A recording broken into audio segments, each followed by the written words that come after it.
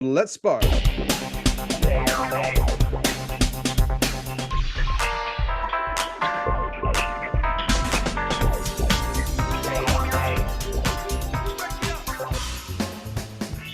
All right, and let's spar. This is as close to debating as we're going to get in our podcast today. Rocky Rauf is my guest today, and my guest always gets to choose whether they want to go first or second. So what's going to happen, Rocky, is we're going to have a 3-minute sparring match.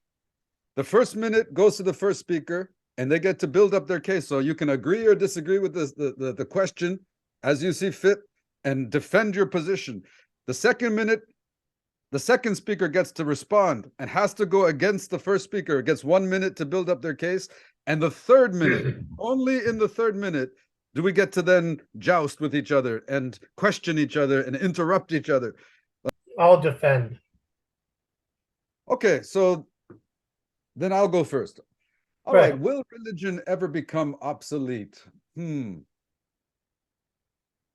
right, I'm going to say yes. I'm going to say religion has been waning in recent times. And if you look at the churches in Europe, when I was a kid, I used to go to Europe and the churches were filled with people. The pews are like, and those churches in Europe are huge. They're very expensive. They need people to sustain that kind of church. But in recent years, when I've gone to Europe and entered those big, giant churches full of gold, you just see a few people in the front. That's it.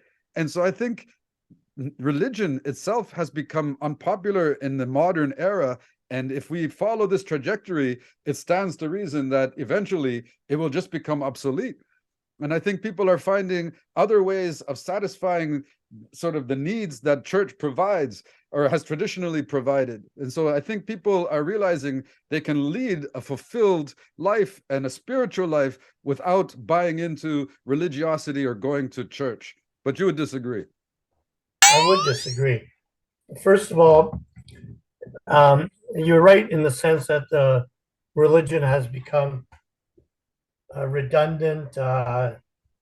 It's a secular world, but throughout history, there has always been a need to believe in something higher, a more powerful, a creator, a God, whether malevolent or benevolent.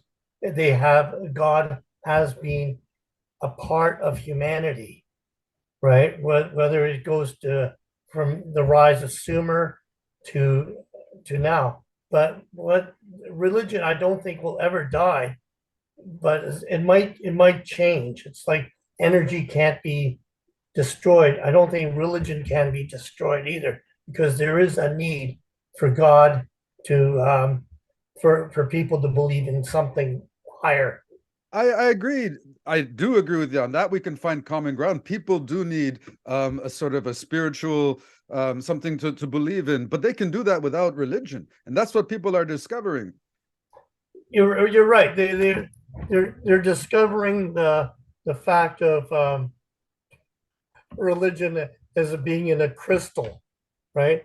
A crystal that you can take and form into a marble and it'll play out, wing at somebody or a rock, or there's a silliness involved in the idea of astrology as a religion, right? It I would agree. be Listen. It's yes. the state, the government Do you want to let me needed finish? religion in the past to control No, people, and now they can no, control people no. through media in other People ways. people are finding their different variables, but an ant wondering if the Ayers Rock in Australia is having an effect on his life is astrology, right? Okay, we can talk about it a little bit more, but the 3 o'clock, the 3-minute clock it Yeah. runs fast and it's a big question. So let's talk about it a little bit. Um, I was making the point that in the past, religion played such more of a vital role in society because there was no media, there was no television, there was no way of the government sending the message to everybody en masse. So they did it through religion. People could be kind of um, controlled through religion. And now the government has a different lever. So this traditional lever has become more meaningless. Wouldn't you agree? No, I think there's an inherent need, and I think it's a God-created need that there is a missing piece in our existence that we have to bring in a God, right? Something to, for instance, to believe in the afterlife, right? There's a need for us to think, oh, this can't be just it. There has to be something beyond this, right? For instance, a baby in the womb, in the mother, right, has spent its life in 9 months there. He's being fed, but he hears sounds from the outside. When sometimes they abort babies, there's the probe goes in and the baby actually tries to get away from that probe. That's been filmed, right? But that baby, for as far as it's concerned, that this is his world, right?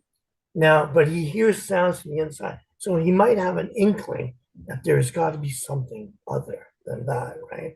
So we here in this world are when wonder about the afterlife, right? We have that inkling that there must be something better, right? That this can't be just it, right? If Listen, you Rocky, I know that you're a Christian, and I right, also know that your mother was a Muslim, yes, but there was a female mother figure in your life that you really respected. Who yes. was that? Her name was Dakin Nyai. She was my nanny. Was she a Buddhist? She was a Buddhist. So you have this really amazing background of religiosity, and so you understood I don't, about I don't, I Muslims. don't. Thing is, I don't consider them to be religious. I think it was more of for my mother and for Mama. It was more for my mother. It was almost a relationship that she had with God, not a religion, because she didn't. But with Mama as a Buddhist, she had she had not a religion, but a strong belief, right? And also that meant a relationship, not a religion, not the fact that the word religion is a bad word, but I think what they had between them was was a relationship to what they believed. And why is it that then ultimately you chose Christianity as kind of the glove that fits best for you? There was no anger in it. Um, I had a best friend when I was 10 years old. His name was Mark Tenenbaum. We lived in a very Jewish neighborhood called Forest Hill. On Jewish holidays, there was 5 people that were in school. There was me, Dwayne Coons, Travis Sweatman, Jack Why Spence, you? and me. Yeah, Why? you know, and so, but my best friend was a guy called Mark Tenenbaum, and we were had our dinky toys, and we were racing him down this cement hill in the schoolyard. And so we were asking about this was around the 6 Days War. We're asking, we talked to each other about God, you know, and I said, well, what do you believe, Mark? And he said, we believe in one God. I said, we believe in one God. This was when I was a Muslim. He goes, I said, we don't drink. No, he says, we don't eat pork. I said, we don't eat pork. He says, we don't drink. I said, we don't drink. He goes, we drink. I said, that's it. That's our difference. What's wrong with that, right? And the thing was, I would go home, and there was this animosity, right? We bought a house in a Jewish neighborhood. Why? We had this, but my brothers and sisters had this animosity towards Jewish people. I didn't. I couldn't, right? He's my best friend. So there was, and then then there was the Munich, the Muslims and the Munich thing, The and Olympics, right? yeah, Yeah. and like I can understand the the Palestinian thing, right? All of a sudden, like you've built a great big beautiful house, and then all of a sudden you're just relegated to the cellar. Yeah, yeah. And I can understand that. But at the same time, from what the Quran was basically plagiarized, to me, it was plagiarized from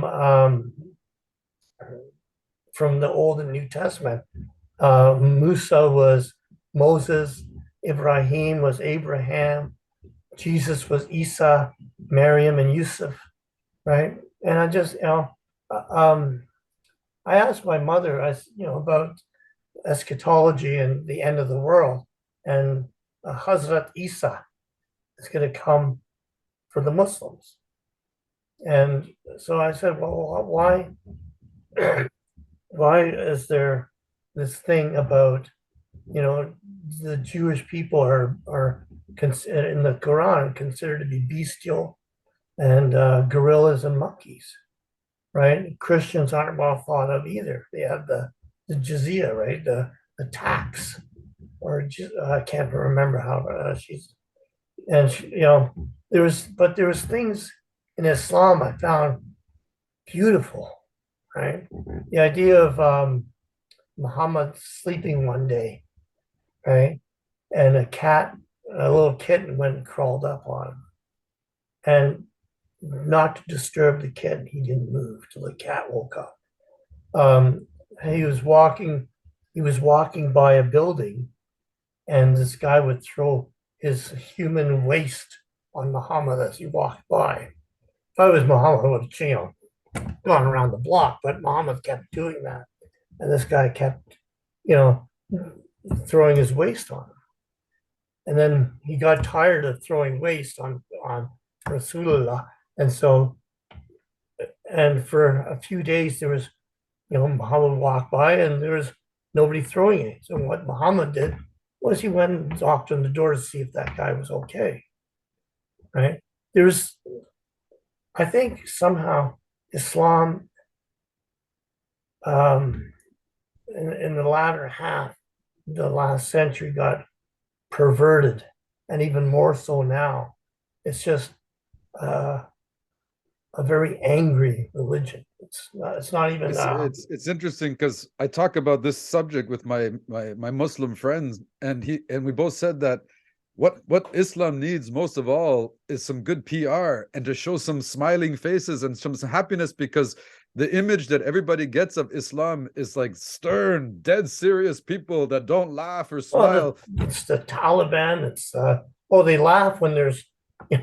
There was a lot of rejoicing after 9/11. Oh my goodness. That was in Israel. I mean, in Palestine and the Muslim nations, there was a lot of rejoicing. I thought, oh my God, right? But yeah, I don't know if it's PR, but I think Islam needs kind of a renaissance, right? An enlightenment that this is, the misogyny has to go. Okay, but a lot of people could also argue that the Old Testament is full of horrible things, It's terrible true. things, It's true though. bestiality, misogyny, homophobia, you name it. It's all there in the Christianity as well. So No, no, would not you so agree, much in the Rocky? Christianity. Rocky, would you agree that all religions, in one way or another, are just trying to put words and explain the same phenomenon, that there is this God and that we are all Yeah, but underneath this God? with Christ, it's there's a word. It's called grace, and what it means is unmerited favor, right? Um, Christ came in. There's in the New Testament. There's a two-part thing. Christ comes in to save the Jews. The Jews reject, right? The Jews basically reject him, right? So what he does is, he says, okay, well, this was now we're going into part two. We're going to go after the non-Jews, the Gentiles, the Gentiles, and etc., and we'll bring them into the fold. and that's the creation of grace, right? Where he says, you know what, you guys didn't have the upbringing and the knowledge of God and stuff like this. You know, you had idol worship. Here, I'm going to present you this, but I'm going to give you grace because you didn't know, right? So he builds a bridge. Christ builds a bridge of grace where everybody can come, right? You know, the Okay, but Rocky, yes, wouldn't you agree that a lot of the Christians didn't get the memo about the grace part? yes, I would agree. I would Okay, agree. good. Yeah. All right, let's Yes, move on. Are you worried about the future of our world? Do you want to go first or second on this one? I'm worried about the future of the world. I would, as a Christian, um, no, I'm not worried about the world, future of the world. I would believe whatever is going to come to pass is going to come to pass. The world has existed for 5 billion years, right? It's going to continue on. My only hope is that the next predominant species would be a dog, right? If dogs can just get along, get rid of the Rottweilers and pit bulls. But I think I'm not worried about. I'm not worried about the future of the world. I think it can regenerate. I think we're, you know, for instance, acid rain, the ozone layer. Now we're into global warming. I think the world will regenerate. And if we're talking about not not the physical world, the geographic world, we're talking about. I'm not worried about that either. All right. Your point is well taken. And I think on that point, we can agree that the world is going to be just fine. The earth was there billions of years before us, and it will be there billions of years after us. But when Yeah, I think about the future, I think about the future that includes human beings. And in that, our species, our existence in this world, is that worrisome? And I say yes. I mean, Stephen Hawking, who was the smartest man in the world, arguably, when he died, he gave us all a dire warning. He said it's only going to be a matter of about 3 generations that our species is going to exist this way any longer. And after that, we really have to think about a second home. That's ramp up our efforts to colonize Mars because our species is in trouble if we keep following this trajectory that we're on. Like for people like Canadians, for us to have all these luxuries and all of these choices, if everybody in the world had what Canadians have, we would need 3 planets to sustain what our life. you know what? There's a theory in farming. It's called fallow fields, right? Where they grow the crop, and the crop drains the soil, and so the farmers have to leave that field to be fallow for nitrogen. But I don't think that the world is going to end. That what I think is going to get overpopulated, but still that hasn't Yeah, but happened. isn't that with the world overpopulated in the foreseeable future for my children and their grandchildren? Isn't it worrisome to you that the quality of life that they're going to live compared to what we were able to enjoy? You know what? The quality of life has improved since I was in grade 8. The population in the world was 2 billion. Now it's what 6 billion, but the quality of life has improved, right? Now the pollution maybe not, but the quality of life has improved since I Yeah, was. it yeah, actually you make a fair point because you're absolutely right. Even though population has gone up exponentially, um, our lives have improved. Longevity has improved. Medical science has improved. Every kind of meter, everything seems to be getting better. Well, I also trust science, which is kind of goes against my religious beliefs.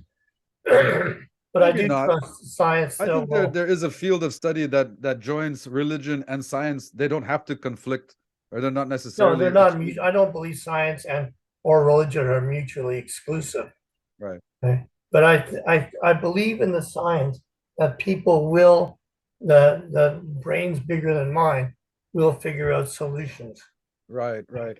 I have faith in that also, that cooler heads will prevail, and humanity has also shown and proven over the centuries that that does happen. That we do figure out how to overcome the giant obstacles in front of us, and we don't Well, all have to be on board. We just have to rely on a few really giant brains to do it. one of the ministers I used to go to church, his name was Sundar Krishnan, right? And he was a MIT nuclear physicist that found God. So I figured like this, Tamer, if if um if a bigger brain than mine can find God, there must be some relevance to that. Right. Right? Even Okay. Einstein said, "Look, I believe in God. Not everything that if I can't explain it, that must be God." But Rocky, isn't there a danger if we all kind of relying on a bigger brains to solve our problems? Isn't there a danger that we're kind of letting ourselves off the hook and we're not doing our part to be part of the solution? No, I don't think so, because there's what can we actually do, right? The bigger brain, the super intellects that are going to be working on this have no choice but to work on it. They are driven to find solutions to problems. That's part of the gift of the bigger brain, right? They're driven to find those solutions. You and I have to figure out what kind of jam we're going to put on our toast in the morning. Hey, speak for yourself. I'm one of the bigger brains. That's true. You are. I'm just kidding. I'm just kidding. No, no. But it does remind me of that idea that if you do have this natural gift, like a bigger brain or a talent that other people don't have, if God bestows on you something special, aren't you obligated to share that with the world? Or can you just keep that to yourself? What do you You can think? keep it to yourself. It's like Anne Marie um, only wants to sing gospel songs, right? She's got a wonderful voice, um, and but she only like a friend of mine, Tommy Rocker, used to sing for a I band know him. called Yeah. Moxie, right? He was playing in front of 80,000. Used to invite her up on stage, and she wouldn't do it. And I said, "Why don't you?" She goes, "Because I don't want to sing rock and roll. My voice was given to me by God, and so I sing in church." And that's what she did. That was her, you know. But you look at that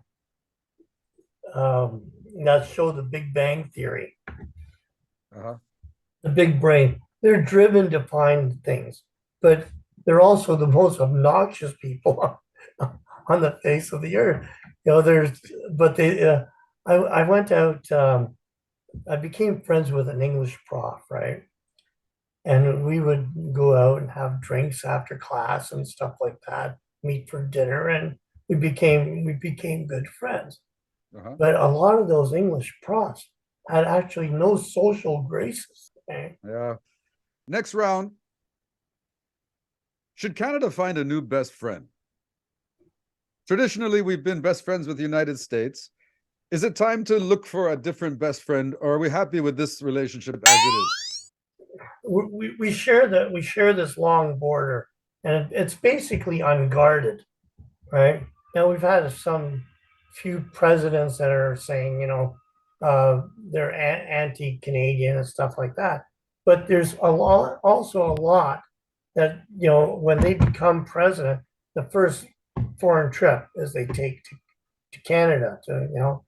We share the same language. We basically share the same culture, the same commerce. What would we do without them, and what would they do without us? Right?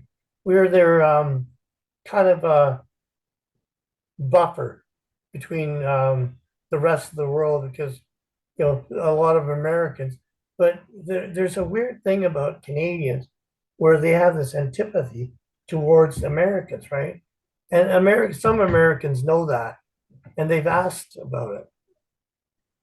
All right, so you're saying we need to maintain this friendship. It's a pretty good deal for Canada. I agree. Like we're really fortunate to be in close proximity and close in values and language with America because they are an amazing protector. I mean, what makes America great is their amazing military, and we are beneficiaries of this gigantic military. But what happens if America starts looking at us sideways?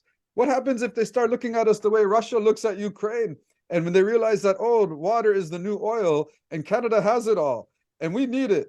And so, what's to stop the American tanks from rolling in on us? And also, are we really that tied together by values? I mean, the last time I checked, Canada is not a gun crazy nation. And in America, they seem to value their guns more than their children's safety. And so, are we really that connected? Maybe we should start to look for friends that have more similar values to ourselves and start forming new trading partnerships so that we're not just stuck in this relationship in perpetuity. Yeah. So who would you pick to be your best friend? Go for it. I was thinking the Tell me who European you would Union. pick. I Let's mean, let's get even if America rolls in tanks, you know what I'd do? I'd move to a warmer climate because I'd be an American now. Who so would you choose to be your you're best resigned to friend? becoming an American, but I would not. I would want to choose an allyship with who I think is going to be the next empire in the future, and that's going to be either China or the European Union together. That should be our new Really? best But friend. after every meal, you'll be hungry an hour later. Every Chinese meal, you'll be hungry an hour later. And I don't particularly like vodka that much. Well, listen, also, look what happened just recently in American politics. We had a president who almost overturned democracy Uh, itself in America. But And they didn't, did it? can we abide by such a politically unstable best friend? They're not going to attack Canada. What makes you so sure? But they like us. I mean, Until where they would the don't. Until they don't. where would the tourists come from? I agree. No, we have definitely some really good mutually beneficial things, right? And I don't know if it's even a feasible question. Like, can we have a new best friend? I think we're tied at the hip forever. But what I worry about is America entering some kind of conflict and then dragging Canada in because of our best friend status. We have no choice but to enter this conflict as well. We didn't go into Vietnam. We didn't go into the Operation Desert Shield only as when Desert Storm. We didn't do that. We stood on our own, right? True, true. So we do. We America. I've lived in America and I went to college there, and they look at Canada as this benign but decent people. That their idea of Canada is they're always saying sorry. I, they actually like that, right? Plus, where are they going to go fishing and camping? Yeah. Yeah, I agree. I agree. I mean, let's just hope and pray that America figures out its own mess. Wait. Who are you going to pray to? Uh okay, Ooh, good point. Good point. Touche. All right, all right. Okay, we're gonna move on, Rocky, to the next segment.